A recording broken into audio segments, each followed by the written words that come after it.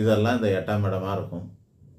அயில் ஸ்தானம், கர்மா ஸ்தானம், அது மாதிரி அது வந்து தண்டனை ஸ்தானம், தடை அஷ்டமஸ்தானம்னு சொல்லக்கூடியது. 12ங்கிறது விரையும், மோட்சம், இதெல்லாம் சொல்லக்கூடியது 12ஆம் இடம் இருக்குது. சரி, இந்த மாதிரி பல 3 செட்டாக இருக்குதுக்கு திரிகோணத்தில்.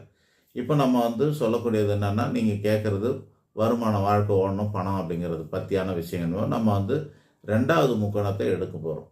2ஆம் இடம், 6ஆம் இடம், 10ஆம் இடம், இந்த 3 இடத்த வச்சு தான் ஜோசிய சாஸ்திரம். அதை வந்து இந்த ஜோதிட ரீதியாக தான் இருக்கும். இது வரைக்கும் சொன்னதே உங்களுக்கு போர் அடிக்கனால இனி ஜோசியத்தை மட்டும் சொல்லாமல் நேரடியாக மேட்ருக்கு வரேன். இப்போ 2, 6, 10ன்னு சொல்லிட்டேன். அதுக்கேற்ற மாதிரி இடம் பணம் தான் வாழ்க்கை ஓட போகுது. பணத்தை பொறுத்து தான் லைஃப் ஸ்டைல் இல்லையா? அப்போ பணம் எதில் வரும் அப்படின்னு சொன்னீங்கன்னா, சில பேர் வேலை செஞ்சால் வரும்னு சொல்லுவாங்க. இந்த மாதிரி 1-2 காரணங்களை சொல்ல தெரியும். ஆனால் பணம் வர வழி என்னான்னு பார்த்துக்குங்க. ஒரு 10-12 வழியில் பணம் வரங்க.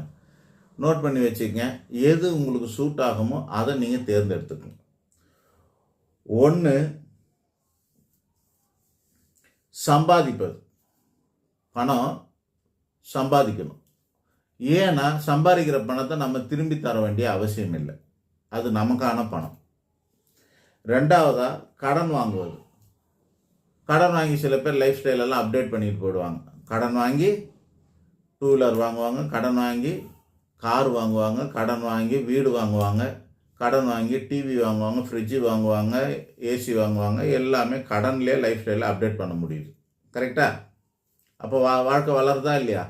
அது எதில் வருது? கடனில் வருது. ஆனால் அதெல்லாம் நம்ம வட்டியை முதலமாக திருப்பி கொடுக்கணும். 2 ஆயிடுச்சு. 3வதா நம்மக்கிட்ட ஏதாவது பொருள் இருந்தால் அதெல்லாம் எதுவுமே அடமானம் வைக்கலாம்.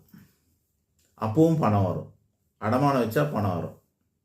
பொருள் வைக்கலாம், இடம் இருந்தால் வைக்கலாம். இது 2 தவிர வேறு எதுவும் வைக்க முடியாது. சில பேர் சர்டிஃபிகேட்டு, ரேஷன் கார்டெல்லாம் வைக்கிறாங்கன்னு சொல்கிறாங்க. நம்ம சில இடங்களில் கேள்விப்படுறது உண்டு.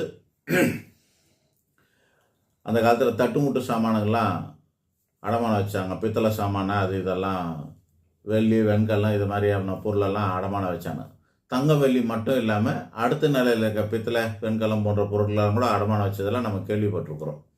இப்போ சைக்கிள் வரைக்கும் அடமானம் வச்சது நாங்கள் கேள்விப்பட்டிருக்கோம். நான் ஒரு 35 வருஷத்துக்கு முன்னாடி ஒரு ஆளை பார்த்துருக்கேன். அந்த ஆள் என்ன பண்ணுவார், ஒரு சொந்த சைக்கிள் இருக்கும், அந்த சைக்கிள் எடுத்துன்னு வந்து அடமானம் வைப்பார். ஒரு மார்வாடி கிட்ட அடமானம் வச்சு அவர் சில 100களை வாங்கிட்டு போவார்.